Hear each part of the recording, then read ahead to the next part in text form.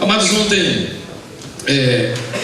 eu fui direto à palavra e assim deveria ter sido, mas hoje eu gostaria de, antes de tudo, contar para você um pouco da minha história, para que você saiba o porquê eu falo como eu falo e porque eu compartilho da maneira como eu compartilho a palavra de Deus.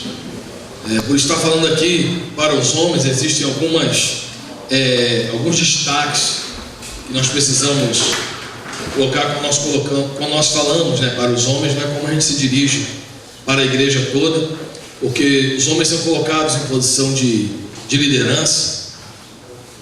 Então a nossa palavra é uma palavra muito focada, e o meu desejo, o desejo do coração de Deus é que saiamos daqui melhores do que nós entramos. Amém? Antes de tudo, eu quero que você saiba que, embora a palavra de ontem tenha sido uma palavra densa, uma palavra pesada, Deus não me chamou aqui para dar lição de moral em ninguém. Deus não me chamou para brigar com ninguém, e eu não faço essa linha de pregação. Geralmente, quando eu prego é porque Deus fala algo no meu coração através da palavra. Eu estou aqui para compartilhar aquilo que Deus me falou, apenas isso. Então existem algumas coisas duras que a gente fala, mas eu quero que você entenda que tudo isso é colocado em amor, e para que na sua vida seja enriquecido, que a palavra do Senhor seja implantada no teu coração. A palavra de Deus diz isso no livro de Pedro, receba com mansidão a palavra que agora é implantada em vós. Então existem palavras que são indigestas mesmo, e não tem como aliviar não. Mas de uma maneira geral, quero que vocês saibam que eu reconheço em Deus, não é falsa modéstia, mas eu reconheço em Deus que existem pessoas sentadas aqui que deveriam estar ministrando aqui no meu lugar, mas aprove ao Senhor que hoje eu estivesse aqui compartilhando com vocês. E aquilo que estamos falando aqui, estamos falando que é algo que eu vejo em Deus, e eu quero compartilhar com você aquilo que eu recebo do Senhor, aquilo que edifica a minha vida. Eu quero também que edifique a sua, e nada do que eu compartilho vem de mim. Eu repito as palavras do apóstolo Paulo quando ele disse: o que eu recebi do Senhor também vos entreguei.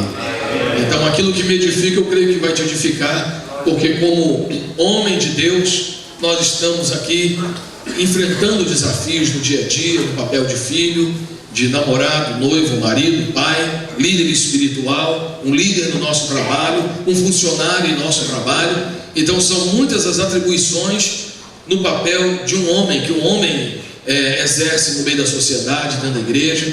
Então eu quero que você faça isso, amados, porque Deus nos chamou para exercer algumas funções na sociedade, no reino, dentro de casa, e nós precisamos muitas vezes ser desafiados a voltarmos ao lugar onde o Senhor quer. E o que acontece é que, se nós sairmos da nossa posição, amados, a nossa vida fica toda desregulada, fica toda desorganizada. Então o nosso posicionamento em Deus, é daí que tudo começa, é do nosso posicionamento em Deus. Se nós não estamos posicionados, nós não sabemos para onde vamos, não sabemos o caminho para tomar. É uma coisa muito impressionante, pastor Isaías, que algumas pessoas nos procuram nos pedindo uma direção. Pastor, eu vim aqui para conversar contigo, que eu preciso de uma direção. E eu costumo dizer para a pessoa: você está fazendo a pergunta errada, porque você não pode tomar uma direção sem primeiro tomar uma posição. Porque o GPS, amado, ele só indica para você uma direção se primeiro ele descobrir qual é a tua posição. Por isso você precisa do satélite, porque o GPS, ele não é o Global Direction System, não é para te dar direção, é posicionamento.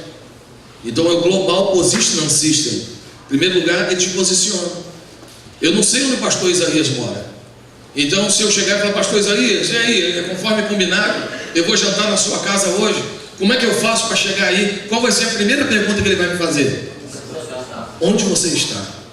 Porque o posicionamento é mais importante do que a direção.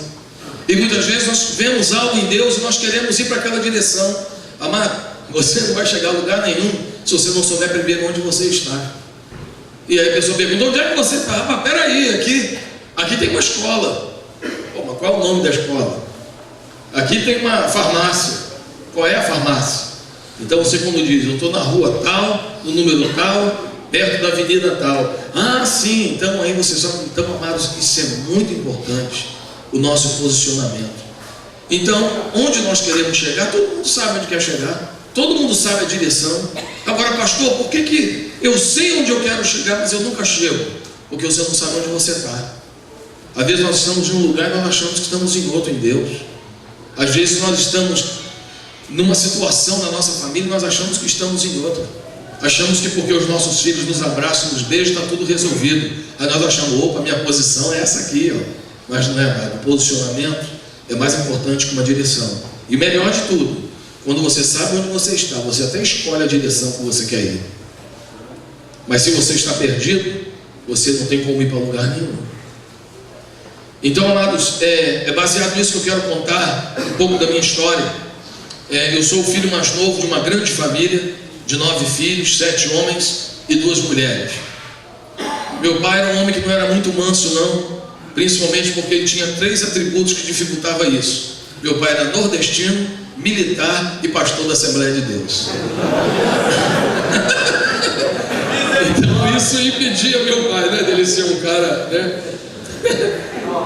Meu pai era um homem crente, né? A metade das coisas que eu aprendi em Deus eu aprendi através do meu pai, que era um homem de caráter, trabalhador. Meu pai nunca esteve envolvido em escândalo com dinheiro, nunca mexeu com a mulher alheia. E meu pai era um homem digno, um homem respeitado, verdadeiramente um homem de Deus, um bom marido, um bom pai. A despeito dele ser um homem extremamente sisudo e severo, mas tinha que ser assim, né? Para criar 7 filhos, senão os 7 iam parar na cadeia. Então ele teve que ser firme mesmo. E durante a minha infância, eu tive muita dificuldade na minha escola de estudo. A minha vida acadêmica foi uma desgraça, foi uma vergonha. Eu só tirava nota para passar. E é impressionante que esse ano, no mês de janeiro, eu fui passar as férias no Rio de Janeiro e passei uma semana na casa da minha mãe. E minha mãe falou assim: olha, você gosta dessas relíquias, esse negócio todo aqui? O que eu achei um dia desse? E ela achou um boletim meu da 4ª série. E foi no ano que eu fui reprovado, primeira vez que eu fui reprovado, na 4ª série. E a professora, que depois desse vieram outros anos que eu fui reprovado, mas a minha estreia na reprovação foi na 4ª série. E no boletim estava escrito assim, ó, a avaliação do primeiro trimestre: o aluno tem dificuldade de aprendizagem. Coisa linda, né? Que sentença maravilhosa. Aí no segundo trimestre, né, antes das férias, ela acrescentou, ela botou: o aluno tem dificuldade de aprendizagem em todas as áreas. Que bonito, hein, gente? Ainda bem que eu soube esse boletim esse ano. Mas o que acontece? Como eu tinha de verdade esse negócio que hoje qualquer guri que anda correndo para lá e para cá, o pessoal diz, déficit de atenção, hiperatividade. Eu tinha mesmo. E eu tinha dificuldade, amados. E eu confesso que eu me lembro, porque isso marcou muito a minha alma, né? Eu não conseguia prestar atenção em 20 minutos de aula. A professora começava a falar e eu me lembro, é impressionante como a gente acha que as crianças não vão ter as experiências marcadas, mas elas têm sim. Eu me lembro que eu fazia força, que a professora falava e eu anotava no caderno que ela estava falando, para eu não me perder, mas eu me perdia no meio da aula, todas as aulas, eu me perdia, de maneira que eu fui assim, amados, empurrando, e meu pai botando aquela pressão toda, e eu estudando, eu fui, com todo custo, eu cheguei ao 2º ano, né, do 3º grau, né, do secundário, do ensino médio, ao 3º ano. E nesse período, amado, com tudo aquilo, as pessoas me perguntavam, né, o pessoal lá da igreja que eu era, lá na Congregacional de Bento Ribeiro, que meu pai era pastor da Assembleia de Deus. Mas quando eu tinha 16, 17 anos, eu tinha uma banda de rock. Muito antes do Rebanhão, eu tinha uma banda de rock. Eu quero tocar na noite, tá tudo na benção aí, mano? Glória a Deus. Então olha aqui pra mim, gente, foi só uma participação especial. Aqui. Então, mas eu tinha uma banda de rock. E meu pai assembleano, né, na época, meu pai falou: meu filho, é o seguinte, eu sei que Deus tem negócio para você na música, que sua banda de rock é legal, só que você vai quebrar meu ministério. Como é que eu vou botar a banda de rock aqui dentro da Assembleia de Deus? Mas tem um pastor amigo meu aqui, que é o pastor Mauri Jardim, né, o pastor Ebenezer conhece a Mauri Jardim, que é o sogro do Alba, na mesma rua da igreja do meu pai. E meu pai me pegou pelo braço e falou: pastor Mauri, é o seguinte, está aqui o meu filho caçula, ele tem uma banda e tal, só que na minha igreja não dá, irmãos, todos os hinos da harpa eu cantava em ritmo de rock. Os guerreiros se preparam, os guerreiros, os irmãos botavam um pouco até a cabeça, né? Então, aí não estava dando. Aí eu fui para essa outra igreja. E lá nessa igreja era de um pessoal que tinha uma condição econômica mais favorável. E todos os adolescentes da época já falavam, cada um falava o curso que ia fazer, né? Eu vou fazer engenharia, eu vou fazer psicologia, vou fazer direito, medicina. E eu, irmãos, eu não dava conta nem de estudar desde o primário, era uma luta para estudar, porque eu ia fazer vestibular. E vestibular naquele tempo era um negócio pesado, né? Hoje tem Enem, hoje tem vestibular com computador, hoje tem de tudo para o cara entrar, o importante é pagar. Mas naquela época não era peso pesado, e eu tinha que passar na federal, porque meu pai não tinha condições de pagar uma faculdade para nós. Não é que ele ganhava mal, é que tinha 9 filhos, né, irmão? Então ele ganhava bem, mas na distribuição a renda per capita ia lá embaixo. Então ficava igual a Zâmbia, muito baixo a renda per capita. Então não podia pensar em fazer a faculdade. E cada vez que as pessoas perguntavam, eu não tinha noção nenhuma, irmão. Cada vez que alguém perguntava, eu falava uma coisa. E você vai fazer vestibular o quê? Ah, para geografia. Aí outro perguntava do lado. E você vai fazer o quê, Domício? Psicologia. Porque, irmão, nem tinha. Mas enquanto isso, eu tinha uma vantagem, eu gostava de trabalhar. E eu trabalhei, desde os 14 anos que eu trabalhei, já vendi jornal, já entregava pão para uma padaria. Depois eu comecei a trabalhar na Editora Globo, estava compartilhando ali com o pastor Jair. Eu trabalhei na Editora Globo e depois eu fui sair para poder servir o exército. Quando eu voltei, acabei sendo dispensado, fui trabalhar numa empresa de engenharia e sempre trabalhando no dia a dia e também na obra de Deus. Até que as portas começaram a se fechar para mim. Eu estava me chamando para o ministério, eu dizia não, arrumava desculpa, não tem que trabalhar, tem que fazer isso, fazer aquilo, e Deus me chamando para o ministério. Até que todas as portas de trabalho foram fechadas para mim de uma maneira impressionante. Embora inclusive na arte gráfica, de design e tal, eu era um bom profissional, mas as portas se fecharam. E para poder suprir, eu comecei a dar aula de violão na igreja. Aí Deus sabe como fazer as coisas, né? Deus me arrumava um aluno 8 horas da manhã, aí depois o outro aluno era 11 horas.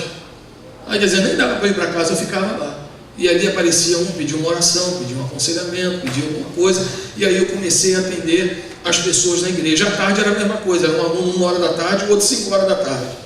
Aí como eu precisava do dinheiro, eu falei, vou ficar aqui esperando para poder vir o outro.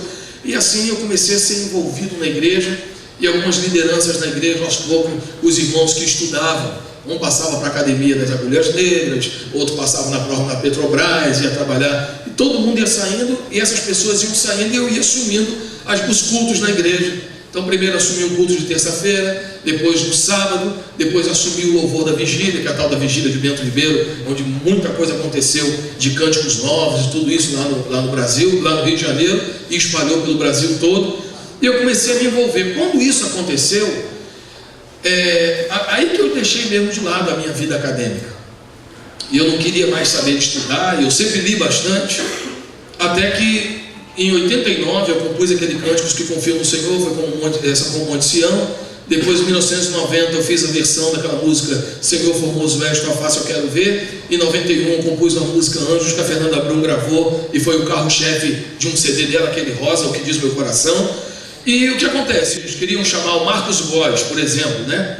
Não é falando a ausência dele não, que se ele estivesse aqui eu falaria isso também, até mesmo porque ele merecia. Mas como a igreja na época não tinha dinheiro para pagar o cachê dele, aquele negócio todo, mas eu tinha o meu coração voltado para ministrar as igrejas, na área de adoração. Eu nunca quis ser um cantor pop, nunca quis assinar por nenhuma gravadora, embora eu tivesse acesso a MK e várias gravadoras, mas meu coração sempre foi muito igreja, eu sempre gostei muito de cheiro de ovelha. Ontem estava eu e o pastor Ebenezer lá atrás, aí ele falou assim, daqui a pouco vamos chamar a gente lá para frente. Eu falei assim, não, vamos ficar por aqui mesmo, porque eu gosto de ficar sentado lá atrás, vendo as ovelhas. Eu nasci para isso, para a igreja, não nasci para multidão, para muvuca, para evento. Eu sempre gostei de igreja.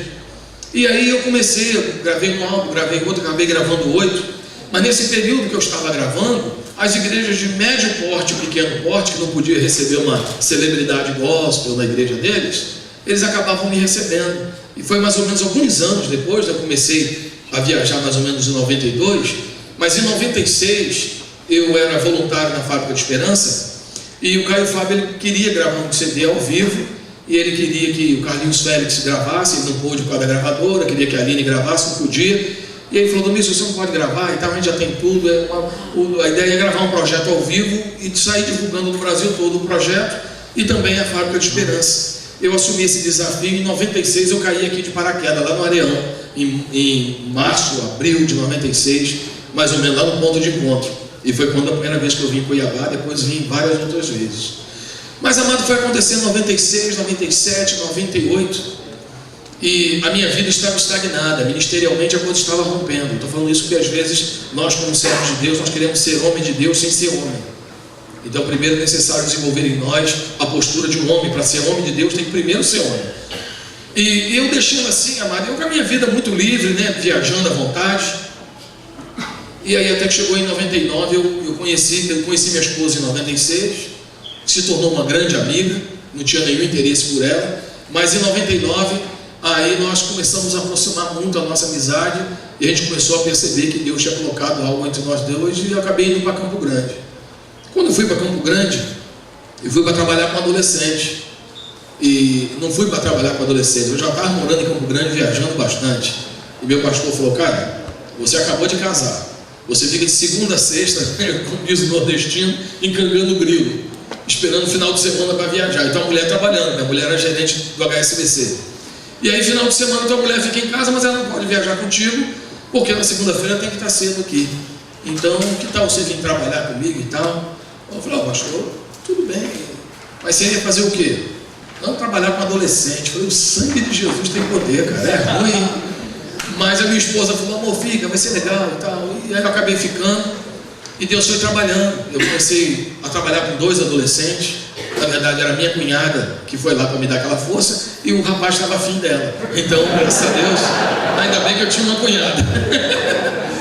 Eu comecei esse ministério com 2 e comecei uma célula na minha casa, e era uma célula protótipo, e a célula foi crescendo. Na verdade a reunião dos adolescentes era na minha casa. Começou 2, e depois 4, depois 10, e depois 20, e ali nós fomos multiplicando aquela célula. Eu comecei isso em 2001, e em 2006 nós éramos 400 adolescentes.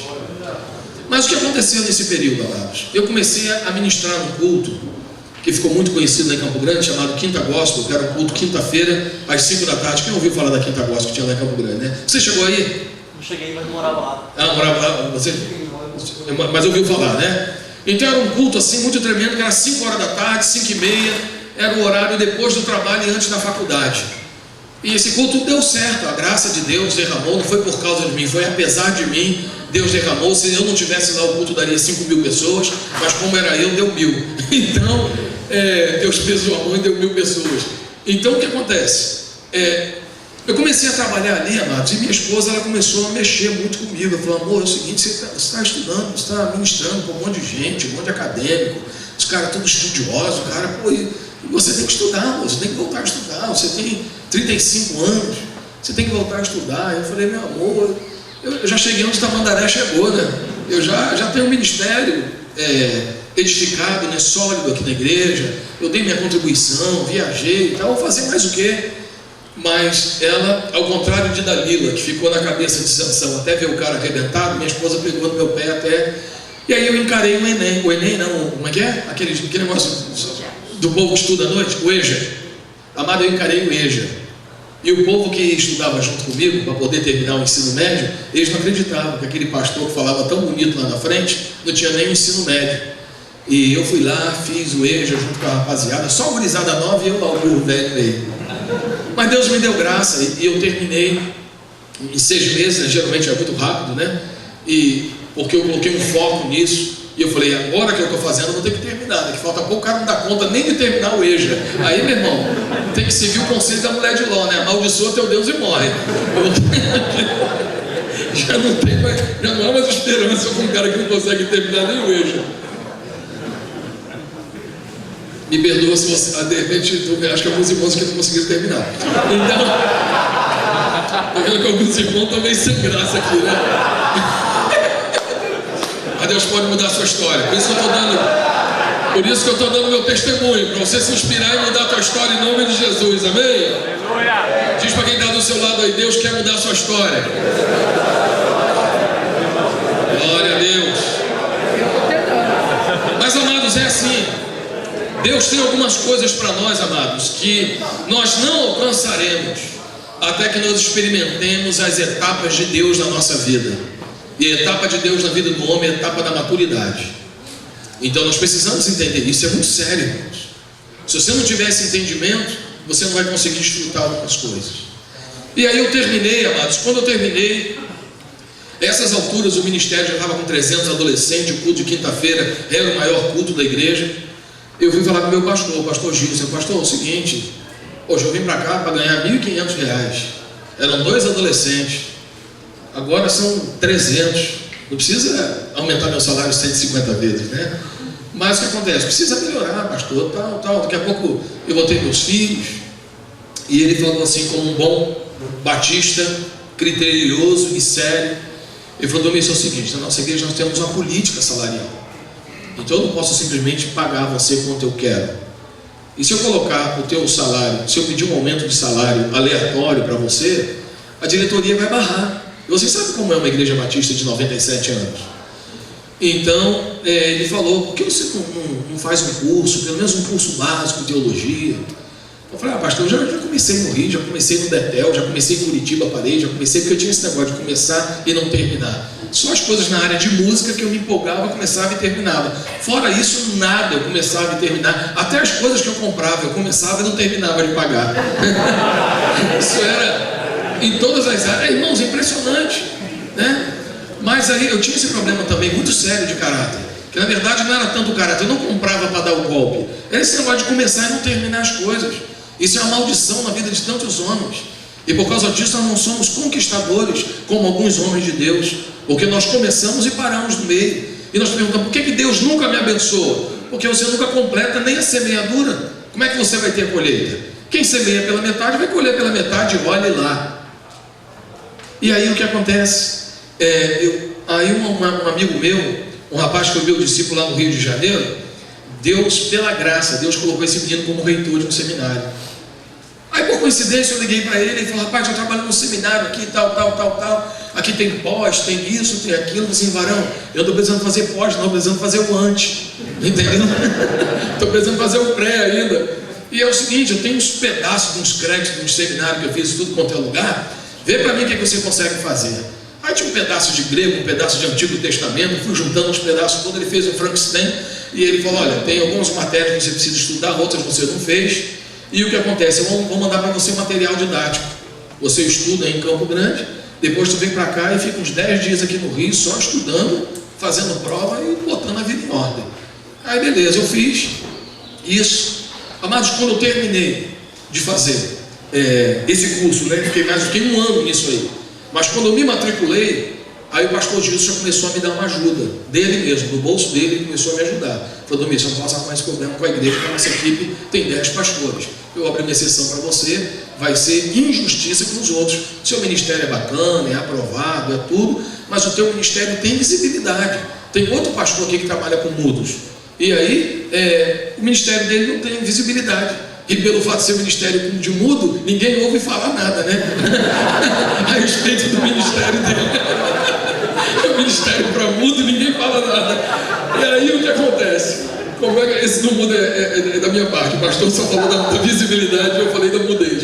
Então, eu falei: tudo bem, pastor, então o senhor vai me ajudando aí, tal. E com isso Deus foi me abençoando, amados. Eu com R$1.500 de salário, e minha esposa ganhando uns 2.000 e pouco, nessa época ela treinava ainda para ser gerente titular, nós conseguimos comprar um apartamento bem localizado, de 100 e poucos metros quadrados, conseguimos comprar um carro, 1.000, mais 0, à vista, e Deus foi derramando graça sobre nós.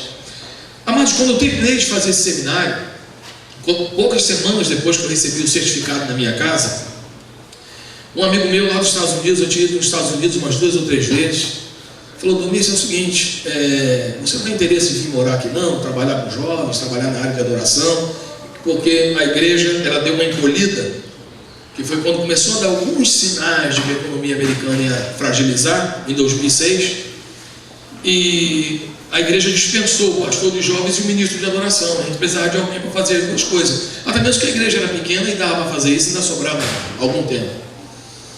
Aí eu falei: olha, a gente pode orar, colocar diante de Deus. Ele falou: só que é o seguinte, quando você vir, você tem que ser bacharel em teologia, você tem que ter. Aí eu pensei: não, olha só, se eu não tivesse feito o curso que eu fiz motivado por uma razão, eu não teria agora essa porta aberta diante de mim. Fui para os Estados Unidos, Quando eu estava lá 1 ano e meio, eu estava numa inauguração de uma Assembleia de Deus lá de Orlando, do pastor Edson. E aí eu conheci, do meu lado sentou o chanceler de uma universidade chamada Florida Christian University. E aí aquele pastor falou assim: você tem bacharel em teologia? Tem. Você não tem? Você tem mestrado? Eu falei: não. Então faz lá o mestrado com a gente. Aí me deu o cartão, achando que ele tinha me dado uma bolsa, né? Eu falei: poxa, que benção. Aí fui lá conversar com ele, fui levar a documentação. Ele: pois é, então vai ficar tantas parcelas de $700. Eu falei: o inimigo se manifestando aqui. Então, o inimigo se manifestou com força naquela sala. Olha o devorador aí. E aí, irmãos, eu sei que ainda assim eu fiz. E eu fiz de tal maneira, eu fiz também debaixo de pressão, mas é porque eu estava decidido a mudar a minha história. E logo no finalzinho eu fiz com muita luta, né? Algumas aulas eram em espanhol, outras aulas eram em inglês e outras eram em português.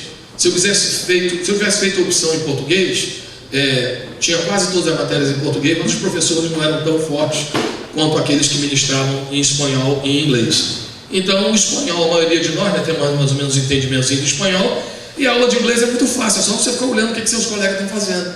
Quando todo mundo está certo, fica sério. Quando começa a rir, você... oh my God, né? Aí você... Então é muito fácil ter aula de inglês. E aí tudo que o cara vai anotando foi assim o seu curso, pastor Isaías? É só você saber oh my God e yes, né? E aí você faz o culto inteiro falando yes. Ai, ai. Então, amado, eu sei que... Aí esses irmãos passavam para mim o resumo da aula, e eram muitos livros para ler, né? E eu, graças a Deus, eu leio bem. Não leio bem, eu leio melhor do que eu ouço inglês. Minha audição em inglês é um lixo. Mas enfim, amados, Deus foi derramando essa graça, e faltando mais ou menos uns 3 meses para terminar o mestrado, esse irmão, o Anthony Portigliatti, ele me levou na casa dele, uma mansão muito linda lá, e me convidou para ser professor no mestrado que eu estava fazendo na área de liderança.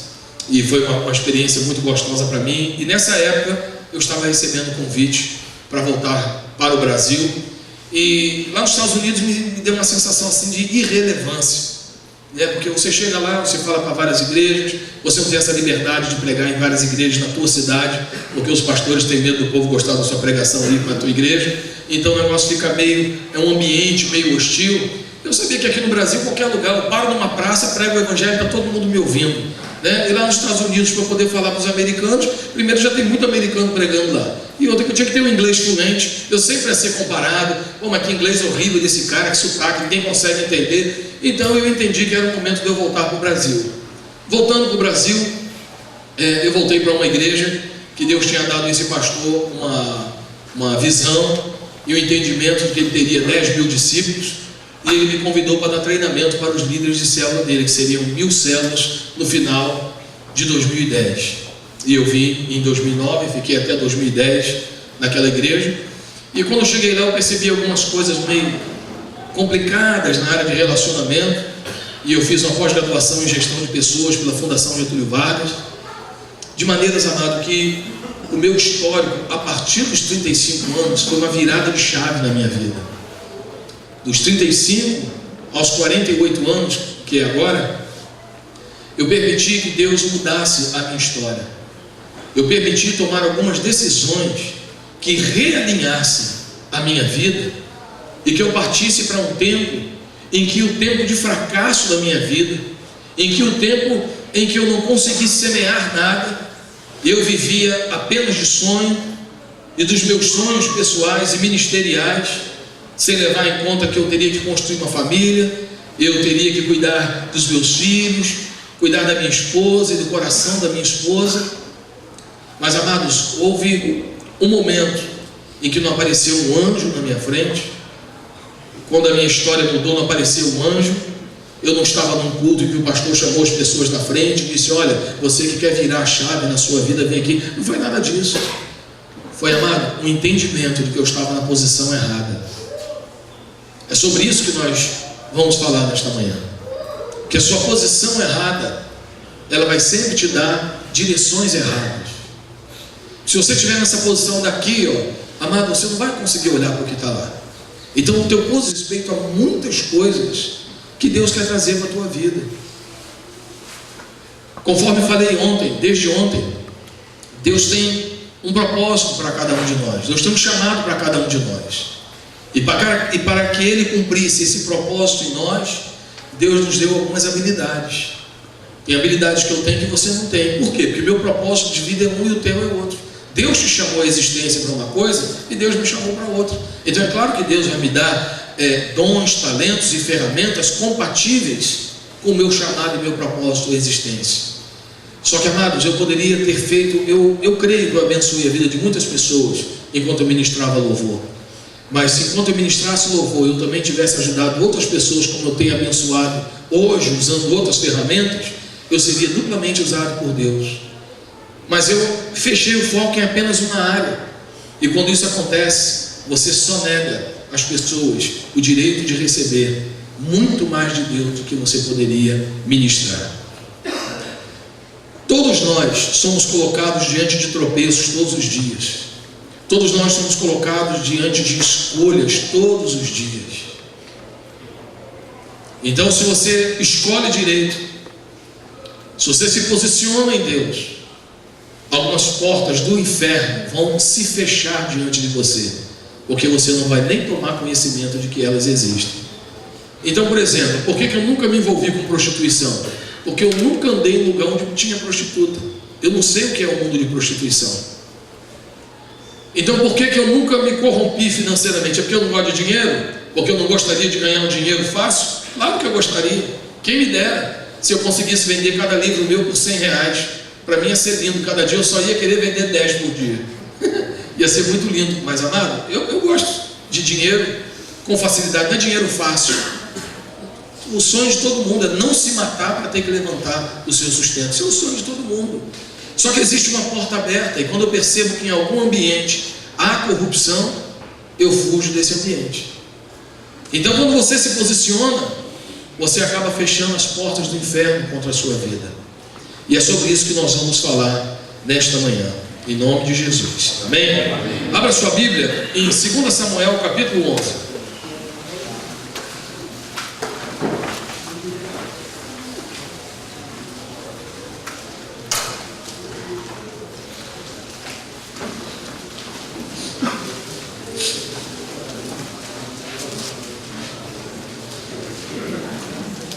E nós vamos ler sobre a queda de Davi no adultério, mas semelhante à palavra de ontem, de Sansão. O adultério é apenas uma ilustração de um pecado. Até mesmo, amados, porque eu estou consciente, quero deixar uma coisa bem clara para vocês. Eu não estou falando aqui para homens acorrentados. Eu estou falando aqui para homens livres e cheios de Deus. Amém? Então eu não quero que no teu coração você imagine que porque eu estou falando de adultério e de pecado, eu estou falando para um monte de homem sem vergonha, acorrentado e dominado pelo diabo. Não. Eu estou falando aqui para homens santos de Deus que lutam contra o pecado todos os dias. Amém? Eu não creio que você é um pecador lutando para ser santo. Eu creio que você é um santo lutando contra o pecado. Quem é um santo lutando contra o pecado, levante a sua mão e diga glória a Deus. Eu creio nisso. Então eu quero te esclarecer, que é para quando eu estiver falando aqui, você projetar isso na sua área de vulnerabilidade, que essa será a área que sempre Satanás vai te atacar, é na sua vulnerabilidade. Existem homens, sinceramente, eles não têm nenhuma distinção, mas tem homem que você pode botar 10 mulheres semi-nuas para desfilar diante dele, que ele vai apenas apreciar com moderação. Ele não vai ver maldade, não vai chamar a mulher, nem vai imaginar a mulher na cama. Sério, gente? Mas tem problema com mentira. Tem homem que não tem problema com a mentira, ele é verdadeiro e ele é transparente. Mas o orgulho dele é uma coisa terrível. E às vezes nós achamos que o orgulho é uma coisa bonita. O orgulho é sério, irmão. O orgulho, né, é o sobrenome da soberba. E foi o que derrubou. O primeiro pecado foi o orgulho. Não foi o pecado de Lúcifer, foi o orgulho. E é engraçado quando a gente fala sobre pecado, a gente fala só sobre adultério, amado. O orgulho é um pecado sério. E quantas vezes esse hábito que nós, os homens, temos de querer ter a razão o tempo todo, isso é orgulho, isso é soberba. Às vezes a esposa da gente diz alguma coisa, às vezes um filho fala alguma coisa para nós e nós rejeitamos o conselho dos outros. Por que, amado? Por causa da soberba, falta de humildade. O homem ele é muito competitivo, então nós temos que aprender a ser humildes. Não tem problema você ser competitivo, mas esteja disposto a aprender. Saiba que existem outros melhores que você e que você não vai ser bom em tudo o tempo todo. Então, quando eu falo aqui em adultério, você coloca aí qual é a sua dificuldade. Tem outros que têm dificuldade com dinheiro, tem outros que têm dificuldade, como eu já falei, mentira, tem outros que têm dificuldade com gula, tem outros que têm dificuldade com preguiça, tem outros que têm dificuldade com inveja. A inveja é um sentimento muito vinculado à mulher, mas tem muitos homens invejosos. E a inveja é uma desgraça, emperra a sua vida, emperra mesmo, porque a inveja, foi Jean Paul Sartre que disse que a inveja é muito justa, porque só invejoso sofre, porque o invejado está lá dele, curtindo adoidado, o carrão dele é BMW, e o invejoso está se torcendo por dentro. Então precisamos clamar para ser livres, para sermos livres da inveja também. Então eu quero que você entenda que nós vamos falar aqui sobre essas derrotas e vitórias de Davi, e você deve aplicar isso para a sua área de vulnerabilidade. Primeiro dê uma olhada aqui apenas no título do capítulo 8. Aqui na minha Bíblia diz assim, ó, as vitórias militares de Davi. Davi era um vencedor, sim ou não, irmãos? Desde quando ele apareceu, ele foi um vencedor, né? Ele já era vencedor desde a primeira vez. Desde quando ele cuidava das ovelhas lá do pai dele, ele já vencia leões e ursos. Depois ele venceu Golias. Depois ele venceu Saul no cansaço, mas venceu. Depois ele venceu, no capítulo 9, o desejo de vingança. Foi quando ele pegou Mefibosete, que nome esquisito, né, irmão? Mefibosete, que era filho de Jonatas, amigo dele, mas era neto de Saul. E ele chegou e falou para Mefibosete: olha, todas as terras do seu avô, porque Jonatas não tinha terra, porque como ele era filho de Saul, tudo era de Saul ainda, porque Saul era o rei. Então quando Saul morreu junto com Jonatas. Então Mefibosete, ele vivia em um lugar abandonado, porque tinha problema. Quando a babá dele soube que Saul e Jonatas tinham morrido, a babá pegou Mefibosete para correr, para fugir dele, caiu e deu um problema na perna dele, não conseguia andar, e ele vivia no chão. E quando Davi falou para ele: Mefibosete, vem aqui que eu vou restaurar em você o seu lugar de honra, e você vai comer da mesma comida que eu. Linda essa história, só isso aí já é outra pregação, mas é conversa para outro pôr do sol. Mas o que acontece, amado? Pegou Mefibosete, e Davi, ele poderia simplesmente apagar a linhagem de Saul, mas Davi, no capítulo 8, ele venceu um grupo de inimigos. No capítulo 9, ele venceu o desejo de vingança. No capítulo 10, nós vemos ainda que ele venceu os amonitas. Ele veio de uma sequência de vitórias. Mas, amados, no 11, ele não venceu a si mesmo. Olha que coisa terrível. Olha o que diz aqui o texto. É um texto muito longo. Você deve me acompanhar, continuar com a sua caneta, seu lápis. Aprenda, amado, faça como eu. A minha Bíblia, a que eu uso de papel, sempre tem uma canetinha dentro. Então pegue sempre a sua Bíblia, ande com uma canetinha dentro, para você poder anotar, que vai ser uma bênção para você quando você se tornar um pregador e for pregar nos congressos de homens por aí. Você já tem suas pregações tudo anotadas aí. Quem recebe essa palavra, diga glória a Deus. Amém. Olha só, na primavera, época em que os reis saíam para a guerra, Davi enviou para a batalha Joabe com seus oficiais e todo o exército de Israel, e eles derrotaram os amonitas e cercaram Rabá. Mas Davi permaneceu em Jerusalém. Uma tarde Davi levantou-se da cama e foi passear pelo terraço do palácio. Do terraço ele viu uma mulher muito bonita tomando banho, e mandou alguém procurar saber quem era ela no Facebook.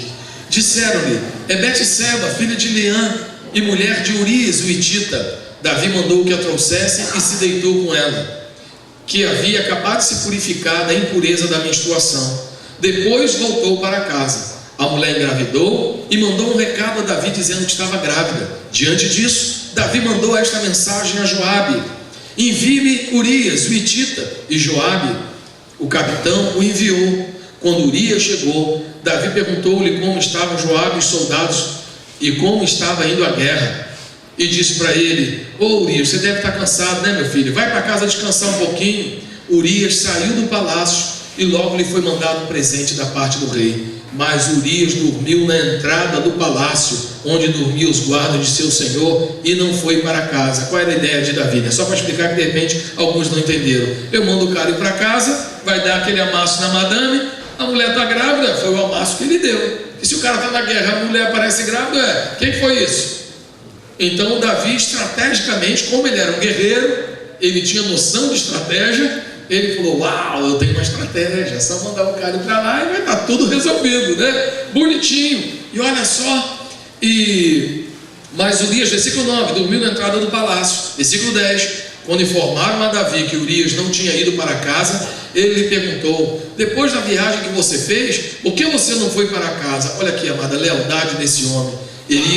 Urias respondeu: a arca e os homens de Israel e de Judá repousam em tendas, meu senhor. Joabe, nosso capitão, e os soldados estão acampados ao ar livre. Como poderia eu ir para casa comer, beber e deitar-se com minha mulher? Juro por teu nome e por tua vida que não farei uma coisa dessa.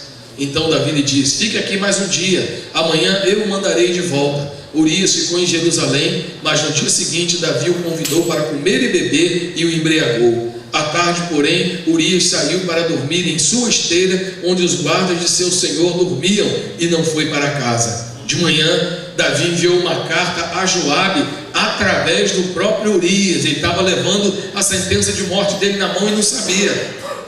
Nela escreveu: ponha Urias na linha de frente e deixe onde o combate estiver mais violento, para que seja ferido e morra. Meu Deus do céu, mano. Já pensou coisa terrível? Como Joabe tinha cercado a cidade, colocou Urias no lugar onde sabia que os inimigos eram mais fortes. Quando os homens da cidade saíram e lutaram contra Joabe, alguns dos oficiais da guarda de Davi morreram, e morreu também Urias, o hitita.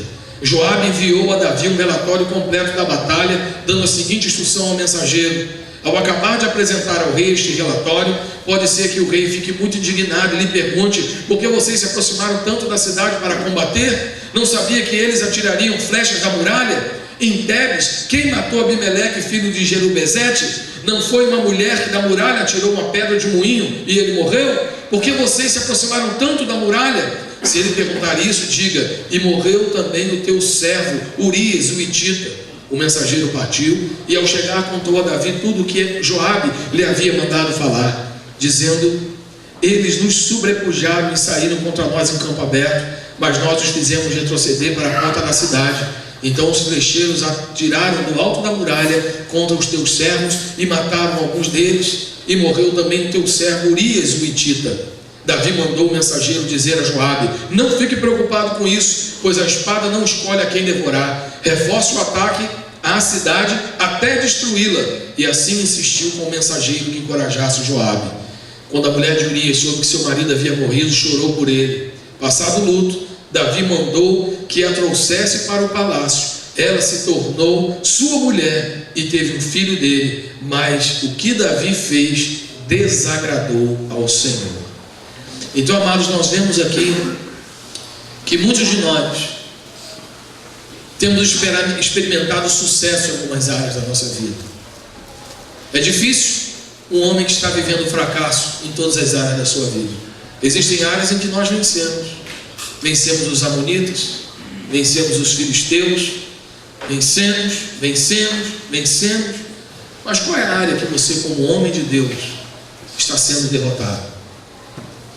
Qual é a área que tem uma brecha, vulnerabilidade na sua vida, e que parece que naquela área você é refém o tempo todo? Parece que naquela área Satanás sempre te pega pelo cabresto para esfregar sua cara onde ele quiser. É impressionante, amados, que eu estou falando aqui para... Tem um rapazinho ali com um tênis cinza e cadarço vermelho. Quantos anos você tem, jovem? 20? Eu achava que você tinha menos.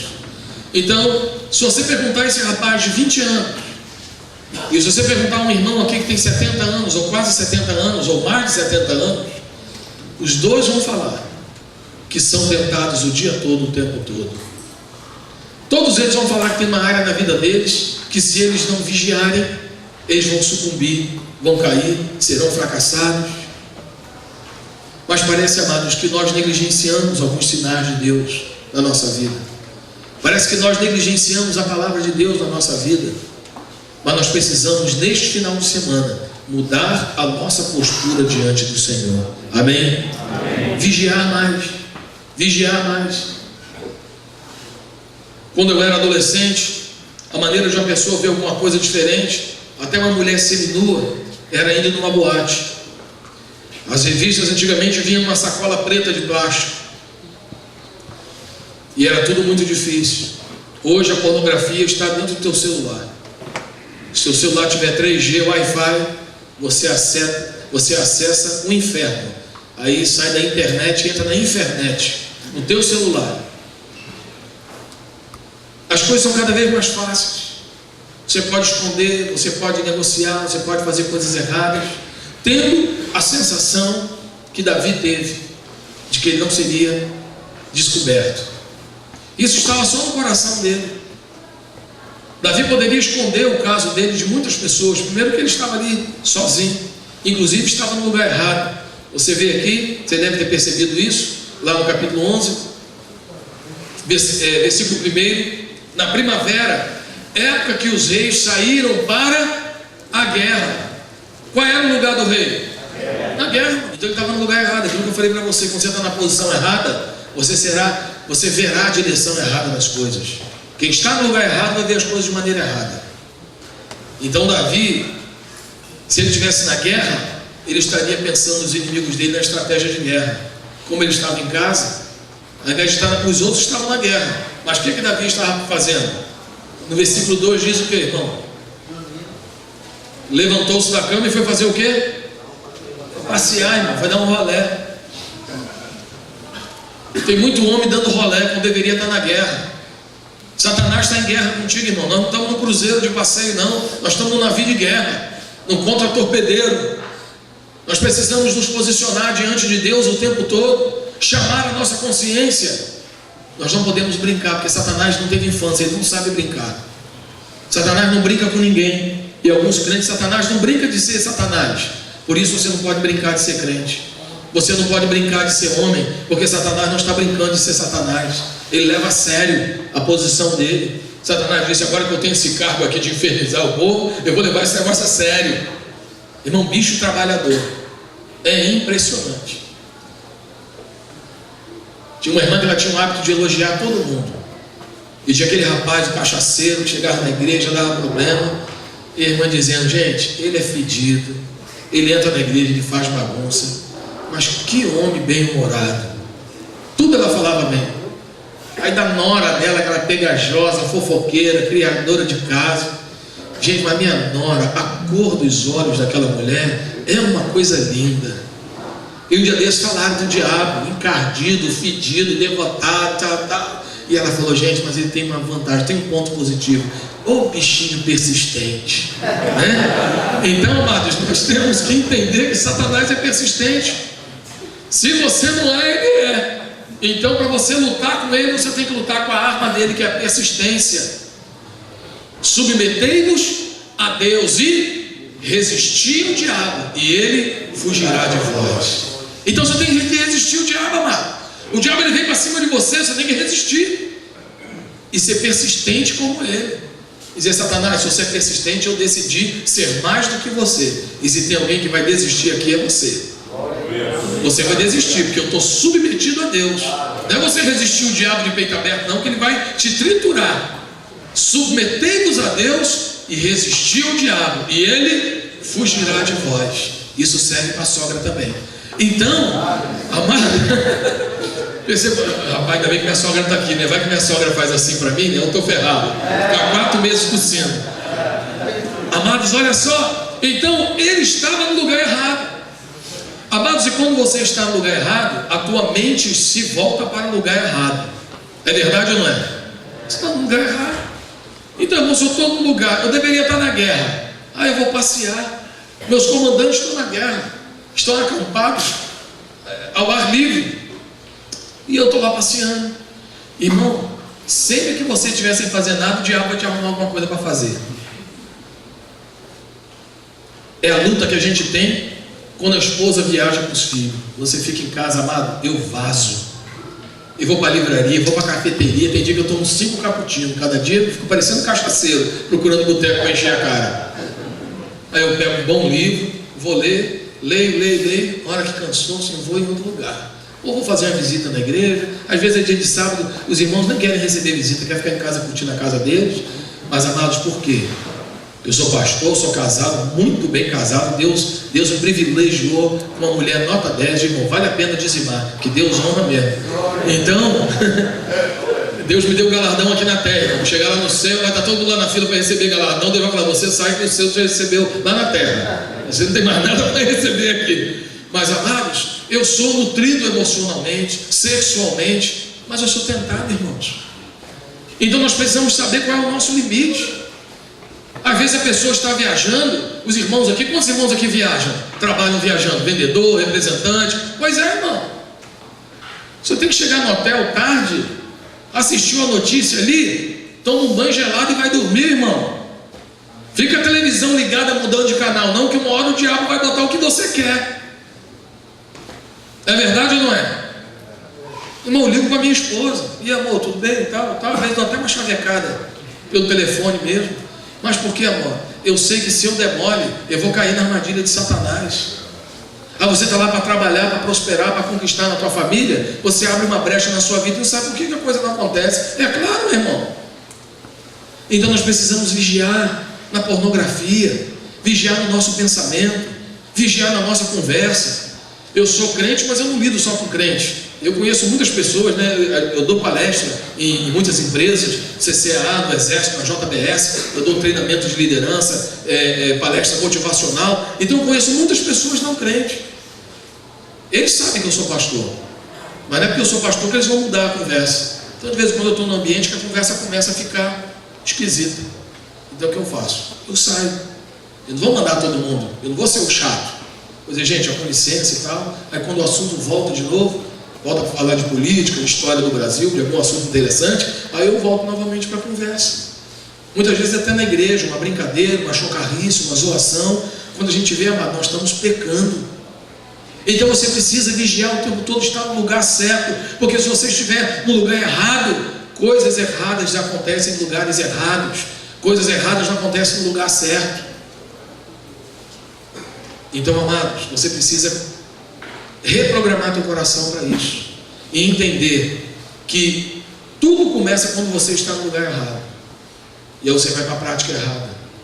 Você consegue esconder de Joabe, consegue matar o Urias, você consegue pegar a mulher, abafar e trazer para dentro de casa. Só tem uma coisa que você não consegue, irmão: é esconder dos olhos de Deus. É aí que a porca torce o rabo. É quando eu não consigo esconder dos olhos de Deus. Tem 3 pessoas que gostariam de esconder meus erros, irmãos.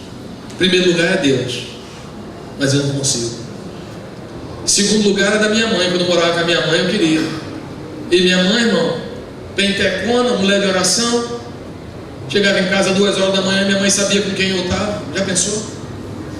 Meu filho, você estava onde? Eu estava com o pessoal da igreja. Não, fala direito, você estava com quem? Eu estava lá com o pessoal que eu estava tocando violão com eles até tarde. Eu toquei um tempo na noite no Rio.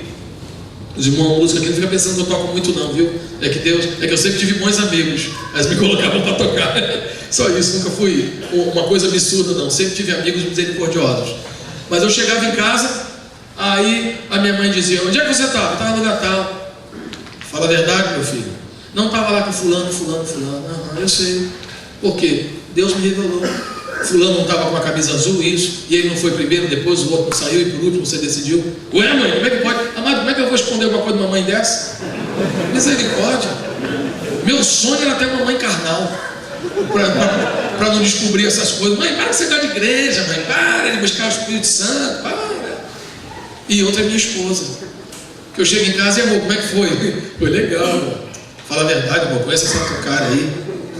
Esse seu sorriso, né, assim, você está armado. Como é que foi? Então, amados, eu gostaria de esconder, mas eu não consigo. O que dirá de Deus? E aí o que aconteceu aqui no capítulo 2, a coisa esquentou para o lado de Davi. Natã repreende Davi. Olha só. E o Senhor enviou a Davi o profeta Natã. Ele não foi Natã, Nagol, Nazul, não. O nome do cara era Natã. Não é que ele viajava só Natã, não. Ele tinha um cartão fidelidade vermelho, não.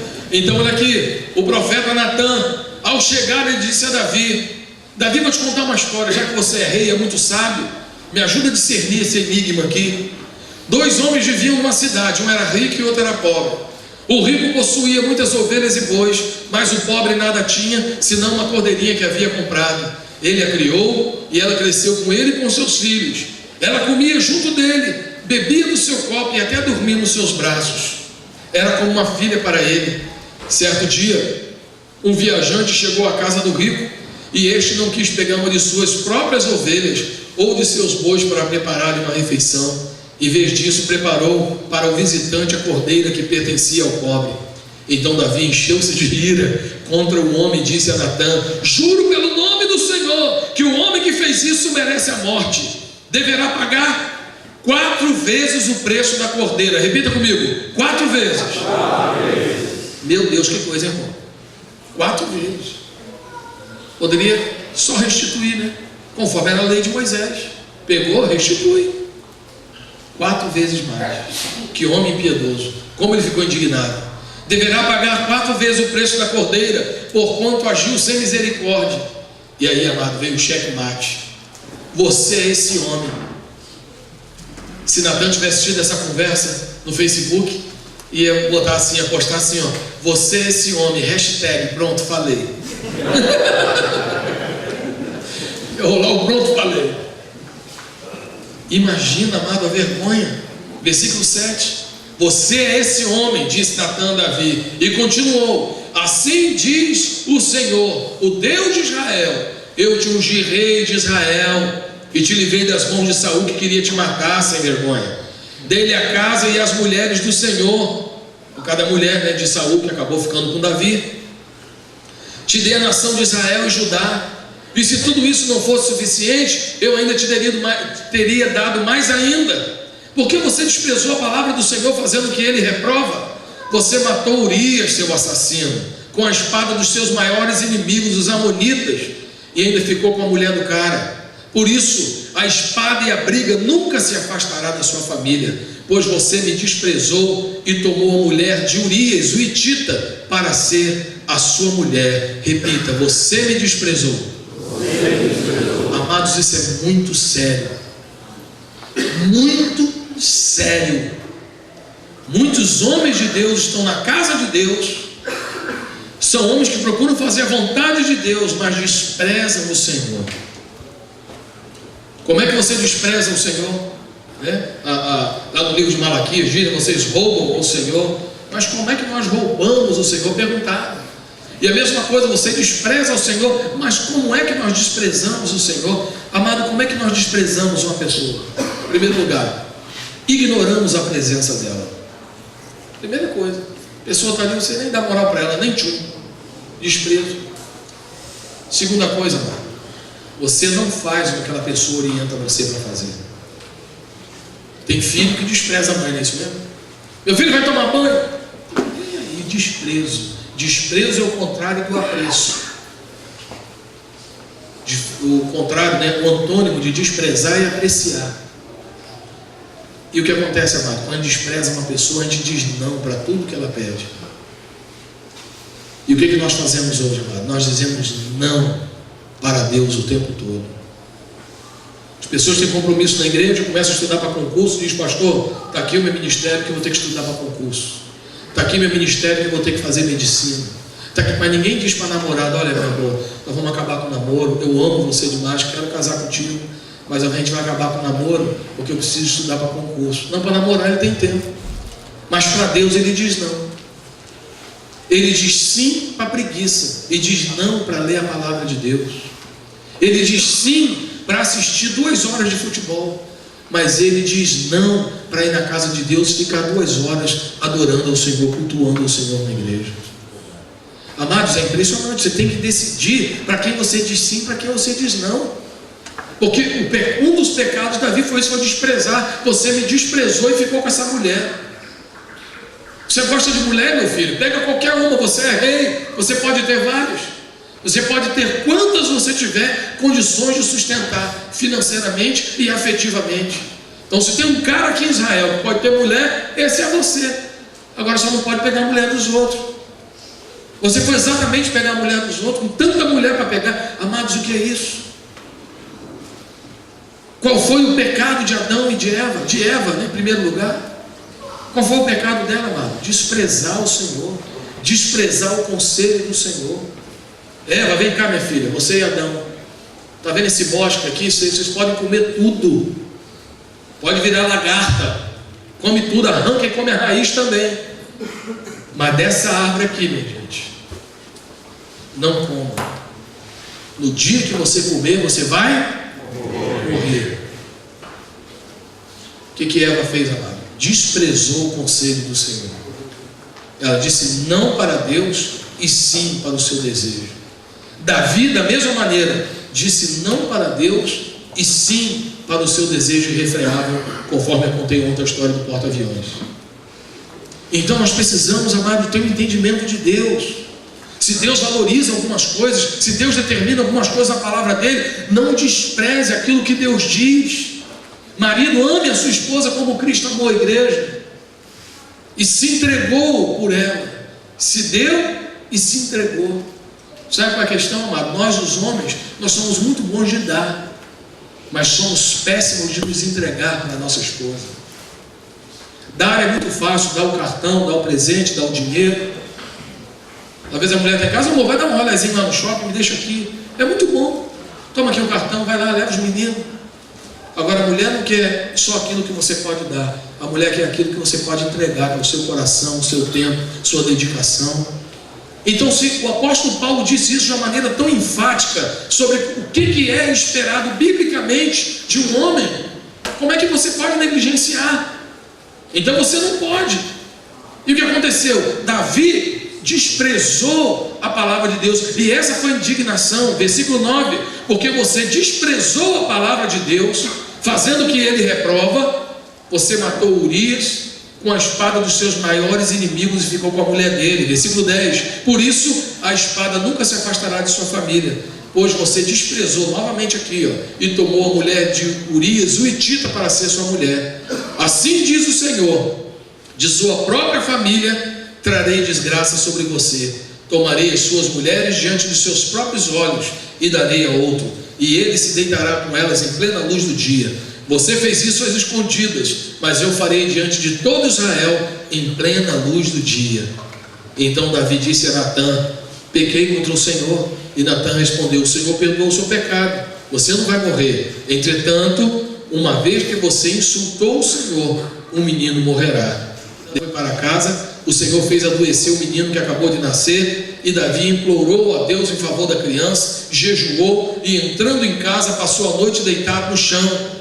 Os oficiais do palácio tentaram fazê-lo levantar do chão, mas ele não quis e recusou-se a comer. Ele entrou no estado de Urias. Você lembra que Urias não quis ir para a casa dele? Ficou deitado lá, não quis cear com a mulher dele, não quis fazer banquete. Ele entrou no mesmo nível que Urias fazia para ele por lealdade. Ele fez na marra, porque ele perdeu o prazer. Não adianta ser rei, não adianta ter um banquete posto diante de nós se nós não temos fome. Que coisa terrível, irmãos. Uma das piores coisas é você estar num lugar e não ter fome. A comida está gostosa, mas você não tem fome, está com uma dor de cabeça, está com uma indisposição, ou está gripado, não sente o sabor de nada. Você come uma pipoca e uma picanha, a mesma coisa. Que coisa, isso é coisa do cão, né? Como é que o cara não vai sentir o sabor da picanha? E olha lá no versículo 18: 7 dias depois a criança morreu. Os conselheiros de Davi ficaram com medo de dizer que a criança estava morta, e comentaram: enquanto a criança ainda estava viva, falamos com ele, ele não quis nos escutar. Como vamos dizer que a criança morreu? Ele poderá cometer uma loucura. Davi, percebendo que seus conselheiros cochichavam entre si, compreendeu que a criança estava morta e perguntou: a criança morreu? Sim, morreu, responderam eles. Então Davi levantou-se do chão, lavou-se, perfumou-se e trocou-se de roupa. Depois entrou no santuário do Senhor e o adorou. E voltando ao palácio, pediu que lhe preparasse uma refeição e comeu. Seus conselheiros lhe perguntaram: por que ages assim? Enquanto a criança estava viva, jejuaste e choraste, mas agora que a criança está morta, te levantas e comes? Ele respondeu: enquanto a criança estava viva, eu jejuei e chorei. Eu pensava: quem sabe, talvez Deus tenha misericórdia de mim e deixe a criança viver. Mas agora que ela morreu, por que deveria jejuar? Poderia eu trazê-lo de volta à vida? Eu irei até ela, mas ela não voltará a mim. Depois Davi consolou sua mulher Betsebe, deitou-se com ela e teve um outro menino, a quem deu o nome de Salomão. O Senhor o amou. Amém? Amém. Então, amados, nós vemos aqui uma sequência. A sequência começa com Davi no lugar errado, fazendo a coisa errada. Ao invés de estar na guerra como eu e você devemos estar, ele estava passeando. O texto ali diz isso: passeando. E quando você está passeando, Satanás vai colocar algumas coisas nos teus olhos. Quando você estiver passeando no controle remoto, lá no hotel que você fica quando você viaja, ou quando você fica em casa, Satanás vai colocar a Betseba lá para você. E esse vai ser o começo de uma crise. Vai ser o começo de uma dificuldade. Mas é impressionante que Davi ainda cometeu um outro erro. Ele trouxe sobre ele um pecado sexual. Ele cometeu um pecado sexual e ele cometeu um assassinato. Tem um versículo na Bíblia, amados, Gálatas capítulo 5, que eu gostaria de apagar esse versículo da Bíblia. Se Deus falasse comigo, eu te dou ordem para você apagar um versículo da Bíblia. Tem um versículo que eu gostaria de apagar, irmãos. Aquele que diz: tudo que o homem semear, isso também colherá. Isso é tão sério, amados, que isso está no Novo Testamento. Isso foi escrito pelo maior teólogo do Novo Testamento, que foi o apóstolo Paulo. Que algumas pessoas acham que porque nós estamos na graça e não na lei, agora a coisa está à vontade, a graça virou desgraça. Não é não, irmão. Tudo que o homem semear, isto também colherá. Aquele que semeia na carne colherá destruição, e o que semeia no espírito viverá a vida eterna. Então, quando você lê a partir de Gálatas capítulo 5, a partir do versículo 17, você vê antes o alerta: as obras da carne. E nas obras da carne nós vemos coisas terríveis ali: o descontrole, vários outros pecados. Aquilo que eu estou falando não é só adultério, são vários outros pecados na carne. O adultério é o pecado que mais se manifesta na carne, mas a obra da carne é a obra da carne em todo lugar. Porque o adultério você usa o seu corpo, que é o templo do Espírito, por isso é um pecado tão grave, tão sério. Mas os pecados relacionais também são extremamente sérios. Abre a sua Bíblia em Gálatas capítulo 5, versículo 17. Está chovendo, né? Poxa, o paintball vai ficar animado, hein? Paintball com lama fica melhor ainda.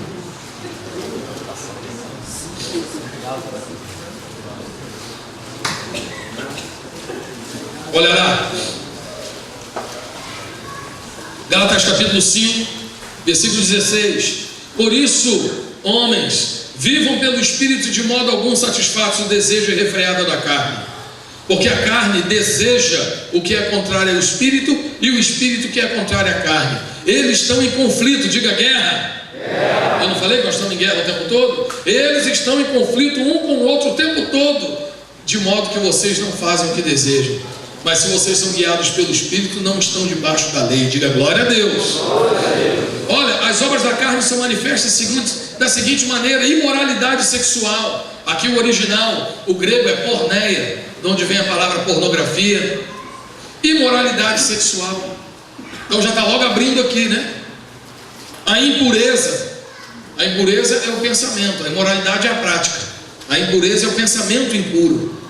Seja de moralidade, de cambalacho, seja o que for. Libertinagem, tudo pode, não há limite para coisa alguma. Idolatria, e aqui é um termo impressionante, amados, que é um pecado que se levanta contra nós. O significado da palavra idolatria é um termo grego, eidodolatria. E deixa eu falar uma coisa muito séria para vocês: os crentes têm problema com as imagens na igreja católica, mas os crentes não têm problema com ídolo. Porque imagem é toda escultura que representa uma divindade, e ídolo é tudo aquilo que está entre você e Deus. Esse é o significado da palavra ídolo: é aquilo que está entre você e Deus. Tem pessoas que amam a Deus até arrumar uma namorada. Daqui a pouco, se a namorada falar: eu estou doente, não vou na igreja não. O cara não vai na igreja para ficar com a namorada. O cara está na igreja até ele comprar a chacrinha. Depois, domingo, ele vai para a chacrinha dele e não volta para o culto. O que é isso? São ídolos, irmãos. E uma das razões pelas quais Deus não responde algumas de nossas orações é que com muita frequência nós não pedimos bênçãos, pedimos ídolos. Pedimos coisas que vamos colocar entre nós e Deus, e por causa disso nós não recebemos. Isso é muito sério, é ou não é? Então tem muito crente idólatra. Tem crente que idolatra pregador. Tem crente que idolatra cantor. É verdade ou não é? É. Eu me lembro uma vez, eu fui na Bahia, lá em Camaçari, quando o David Keelan estava explodindo. E o menino lá, bem escurinho, nascido e criado na Bahia, meu rei. E ele falava com você assim o tempo todo: é meu pastor, o pastor Domício e tal. Aí quando ele pegava o microfone para ministrar o louvor, ele virava David Keelan, com sotaque de irlandês e tudo. Imagina um baiano de sotaque de irlandês.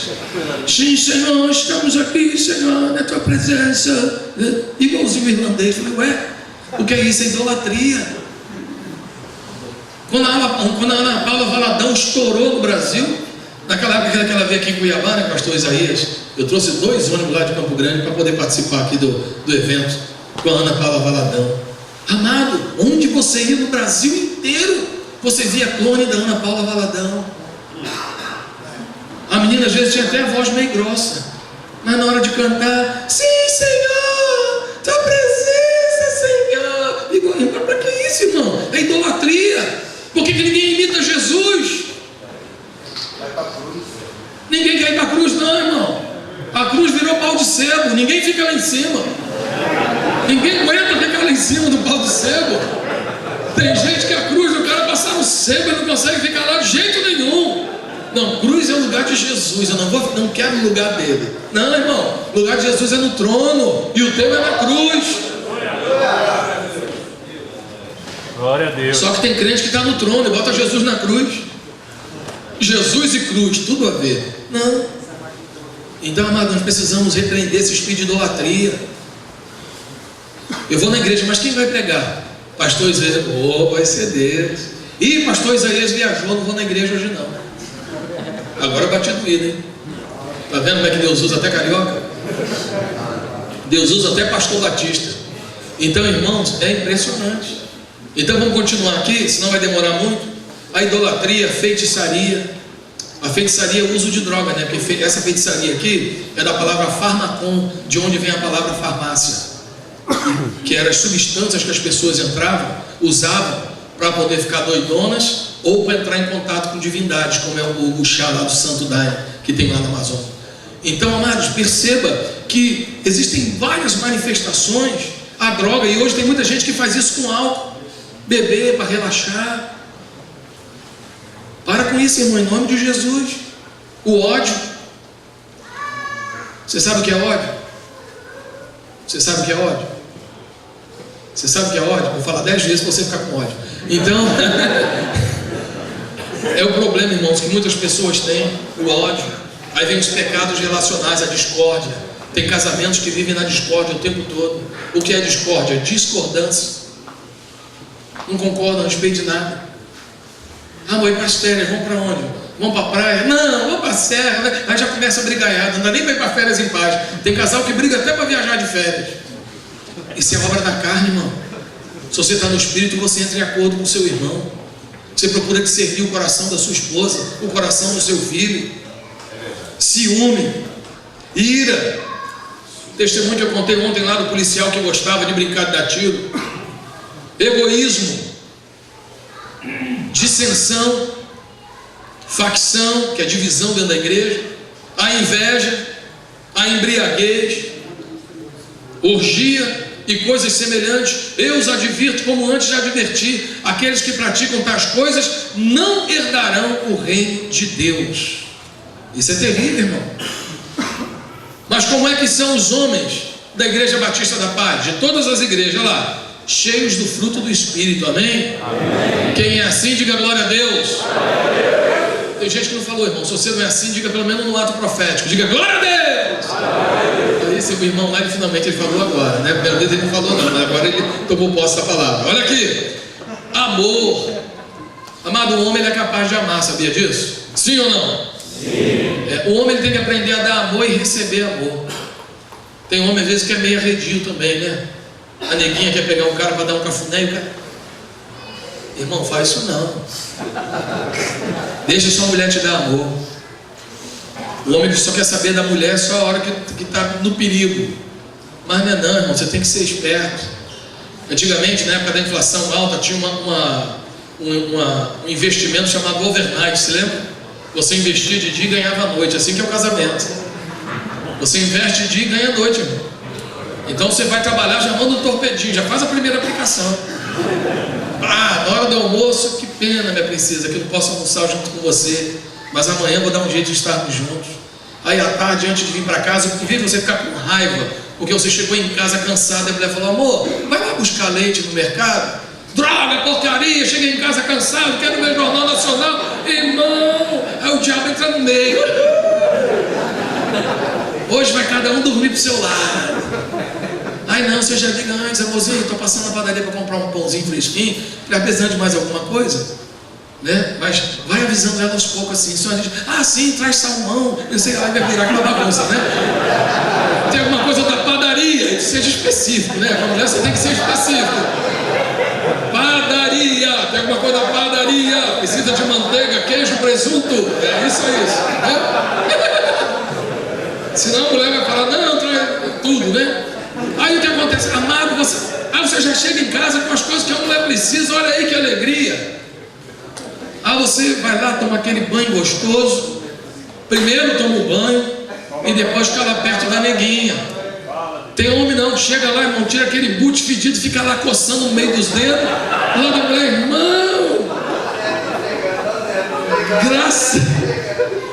irmão, graças a Deus que eu não gosto de homem, irmão. Porque eu troço nojento é homem, né? Aí o cara chega em casa com aquela cueca com elástico caindo do lado da mulher. Tu acha que a mulher vai ficar animada em ir com um trem daquele pra cama, irmão? A mulher tá vendo os playboys, os caras bonitão, tudo saradão. Você não precisa ser saradão não, mas pelo menos ser cheiroso e limpo, irmão. Você não precisa ser bonito, mas dá pra ser arrumadinho. Aí vai o cara com aquela coisa toda, aquele fedor, aquela fedentina de chulé, irmão. Tira seu tênis, enterra ele, joga no lixo, faz qualquer coisa. Vai tomar um banho muito bem tomado.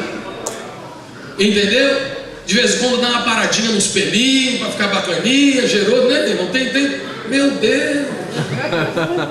Não precisa cuidar de ecologia, não. Não, desmatamento. Não, irmão, pode desmatar. Não tem problema não, para estar o que? Apresentado para tua princesa, para tua gatona. Compra um perfume bacana, pergunte a ela qual perfume que ela gosta. Você tem que se perfumar para ela. Um perfume bacana. Tem uns caras que botam uns perfumes com cheiro de óleo diesel, um negócio esquisito. Que trem é esse, né? Aí é o repelente, irmão. Se abraça a mulher, fica igual aquele desenho animado. Você lembra antigamente que era um gatinho, uma gambá? Que o gambazinho abraçava assim, a gatinha tentava sair assim. Amado, para com isso, em nome de Jesus. Tem que saber qual perfume que tua mulher gosta. Aí chegar em casa, amado, vai preparando o movimento. Agora tem cara não. Chega da rua com a mão toda suja, já pega que amarrar a mulher, botar a mão dentro da roupa, botar a mão na calcinha. Então isso é estupro, irmão. A mulher não é para ser roubada, não, é para ser conquistada. Então nós, como homens de Deus, precisamos aprender isso todos os dias, irmão.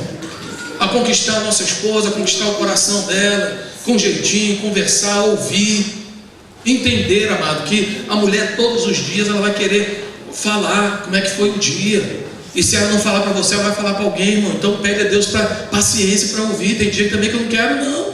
Tem dia que eu quero chegar em casa e só falar, ou quero ficar no silêncio. Mas é a hora de você fazer a aplicação. Eu vou ouvir, tudo bem. Ela vai falar 40 minutos, mas também depois eu vou ficar à vontade. Aí vale a pena. Aí você não quer investir os 40 minutos e perde a noite toda. Tentando, cutucando a mulher, chamando a mulher. Quer dormir, vai lá, dor de cabeça. Porque é você que não sabe fazer o investimento. Então nós precisamos fazer isso, olha, o amor, a manifestação do amor. Amar a mulher com atitudes, irmão. Amor não é um sentimento. Os latino-americanos vinculam muito amor com sentimento. Você quando lê lá a palavra de Deus, no livro de Coríntios, você não vê nenhum sentimento. Você vê práticas. O amor tudo suporta, tudo espera, tudo crê. São decisões, irmãos. Não é sentimento. eu não sinto mais nada para ele. Mas não é para sentir não, irmão. Deus amou o mundo de tal maneira. Deus amou, então Deus sentiu. Deus não sentiu coisa nenhuma não, irmão. Deus fez. Deus amou tanto que deu o Filho. Não é só sentimento não. Como eu amo esse povo. Olha, eles vão para o inferno, mas eu amo tanto ele. Não, irmão, Deus agiu. Então o amor, ele é um motivador de uma ação, de uma atitude. E nós como homens, nós temos que aprender a amar as pessoas. Porque, amado, quando você começa a amar a sua esposa, ela começa a derramar amor sobre você também. Hoje nós vivemos uma geração de mulheres. As irmãs estão aqui, me desculpa, mas eu preciso falar isso para os homens. E é uma verdade, porque eu como pastor, eu converso com muitos homens e muitas mulheres. Eu sei que essa é a realidade. As mulheres de hoje, elas perderam um pouco da afetividade. Não tem muito aquela mulher carinhosa, aquela mulher menininha. Hoje as mulheres não, elas querem conquistar, passar em concurso, ganhar grana, comprar carro, tal, e se der para atropelar o marido, também ela atropela. Perdeu aquele senso de afetividade, da meninice da mulher, da meiguice da mulher. É difícil você ver uma mulher meiga. Eu trabalho, conforme eu falei para vocês, em algumas empresas, e geralmente os nós que precisam se desfazer são vinculados ao relacionamento entre as mulheres. Mulher se mata uma a outra. Antigamente as mulheres tinham uma vida mais coletiva, mais cooperativa. As mulheres lavavam a roupa na beira do rio junto, criavam seus filhos juntos. Você sabe o quanto que as mulheres têm se tornado pouco amorosas ultimamente? É uma coisa terrível.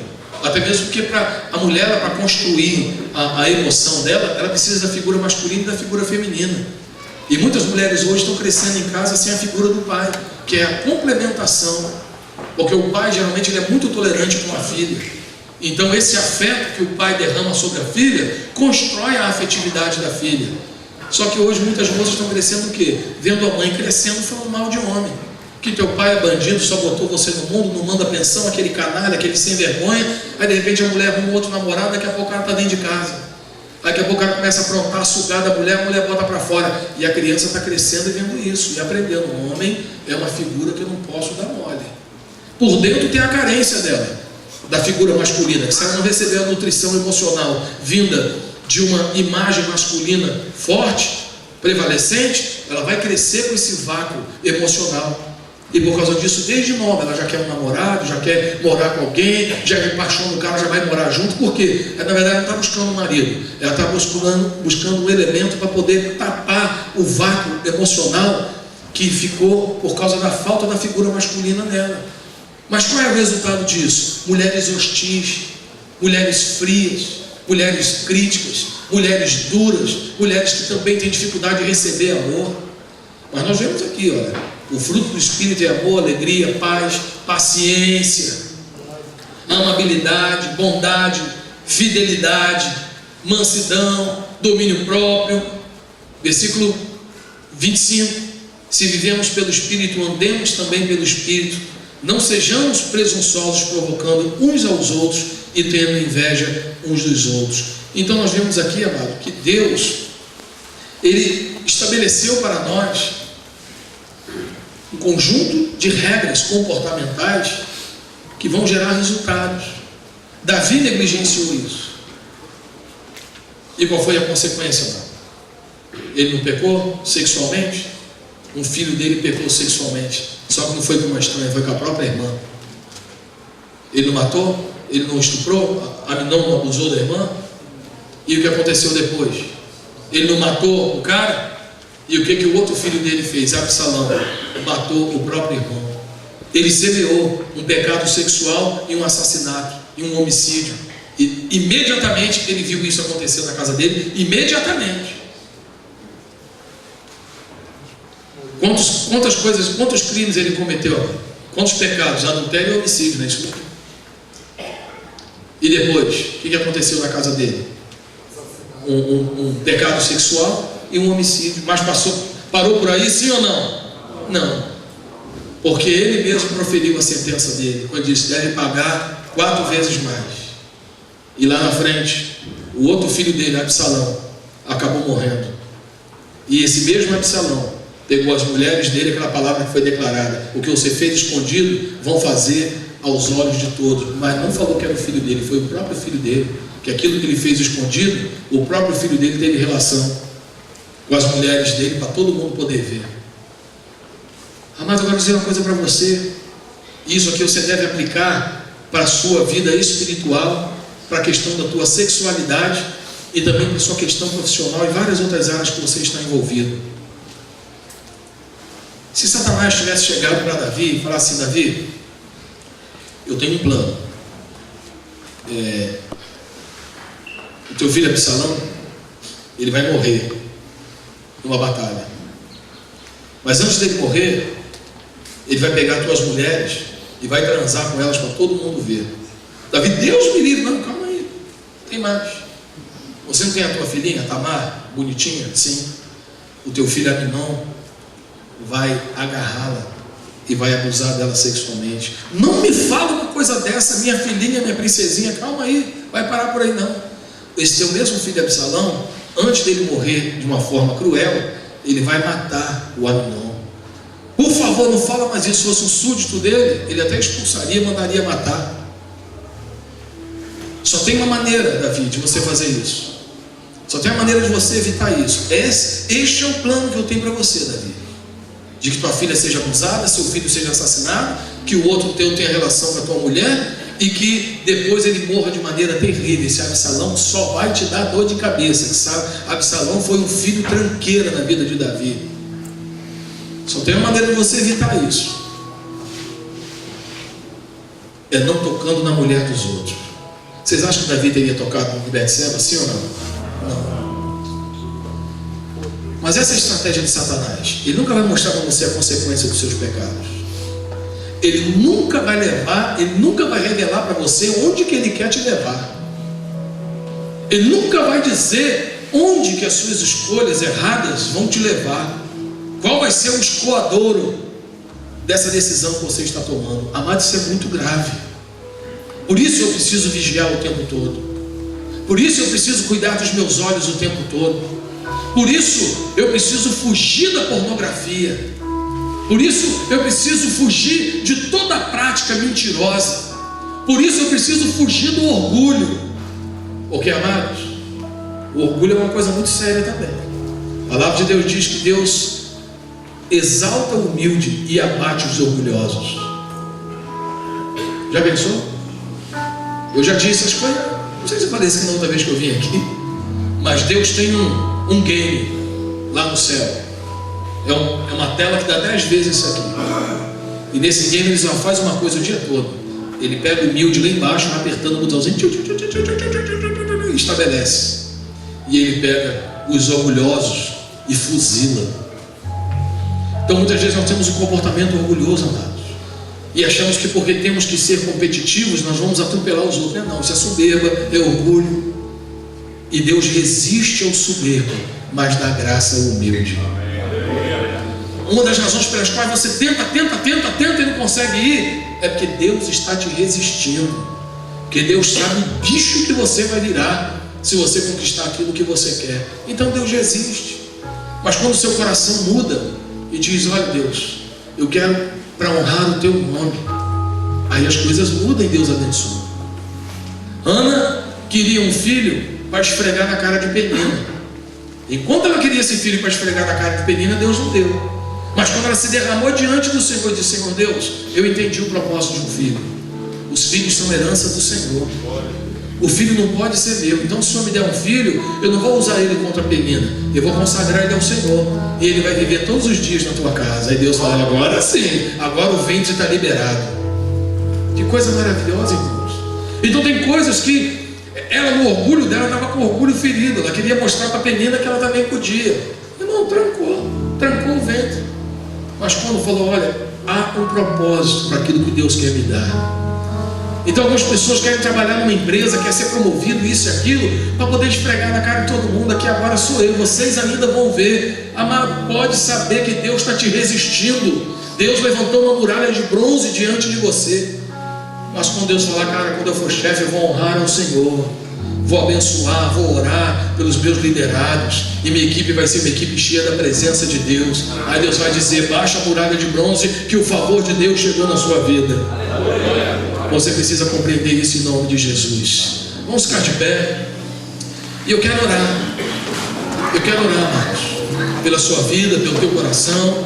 Louva a Deus por esta manhã, por tudo aquilo que Deus fez até agora e pelas coisas que o Senhor ainda vai fazer na minha vida e na tua vida nesses dias, em nome de Jesus. Amém? Você pode se espreguiçar, que eu imagino que você foi dormir tarde, acordou cedo, está 1 hora sentado, então uma espreguiçada cai bem, né?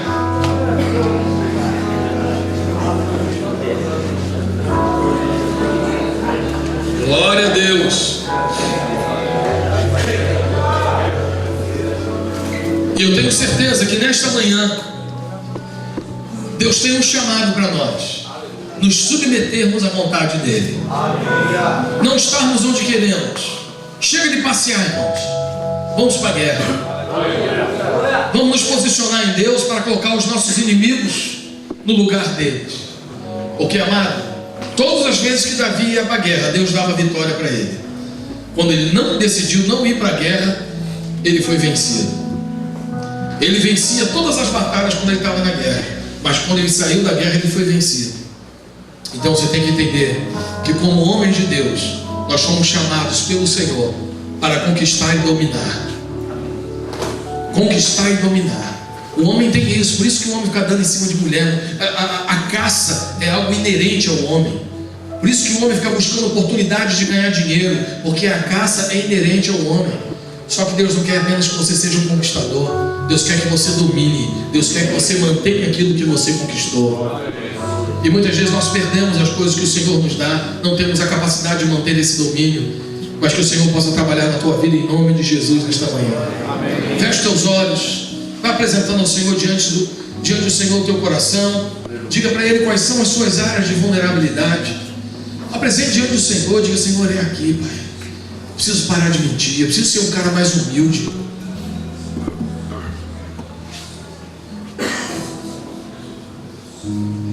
Eu preciso ser um cara menos irado. Eu preciso romper a influência da pornografia na minha mente. Peça isso ao Senhor. Eu tenho certeza que Deus vai estabelecer um novo tempo na tua vida, meu amado.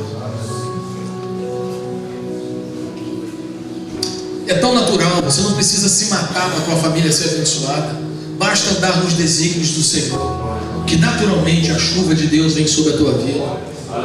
Por que você não experimenta, a partir desse final de semana, mudar o teu posicionamento de ser um homem de Deus, de ser o sacerdote da sua casa, de ser o líder da tua casa, não apenas o mandão, mas aquele que influencia em amor, exercer a autoridade na sua casa, a autoridade que Deus te deu, e que a sua negligência tem transferido a sua autoridade para as mãos da sua mulher. Isso não pode acontecer. Que você receba esse renovo e essa disposição de se arrepender da sua omissão e partir para um posicionamento em Deus, em nome de Jesus. Em nome de Jesus, Deus. Pai, nós nos apresentamos diante do Senhor, apresentamos nosso coração diante de Ti, Pai. Apresentamos a nossa vida diante do Senhor, clamando pela Tua intervenção, meu Deus. Clamando, Deus, pela Tua intervenção na nossa história. Muda a nossa história, muda a nossa vida, Senhor. Ó Deus, interfira na nossa mente de tal maneira que sejamos livres para viver o que o Senhor tem para nós. Não queremos viver uma vida pela metade, não queremos viver uma vida meio abençoada e meio amaldiçoada. Não queremos viver uma família às vezes equilibrada e às vezes desequilibrada. Não queremos viver, ó Deus, umas finanças, ó Deus, flutuantes, Senhor. Uma hora está tudo bem, outra hora não. Senhor Deus, permita que possamos trabalhar e ajustar o nosso coração e as nossas emoções. Derrama sobre nós o Teu Espírito. Capacita-nos a viver na carne, no Espírito. Ó Deus, nós não queremos viver na carne. Livra-nos, ó Deus, de todo o pecado, da imoralidade, da ira, da idolatria, de tudo aquilo que tem nos impedido de viver aquilo que o Senhor tem para nós. Derrama sobre nós o Teu Espírito. Abra os céus sobre a nossa vida. que possamos viver o seu tempo em nossa vida, em nome de Jesus. Amém? Vamos aplaudir ao Senhor. Ele é digno.